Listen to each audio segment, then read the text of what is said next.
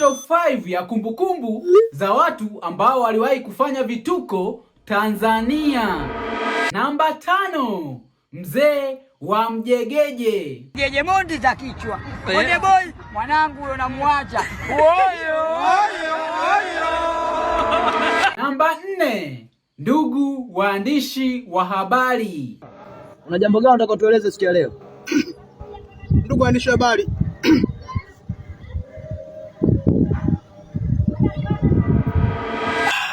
Namba 3, Jafe. Oi Jafe. Sisi tunamaliza mjomba. Unaona mwanangu malo yapo hivi mwanangu, unajua.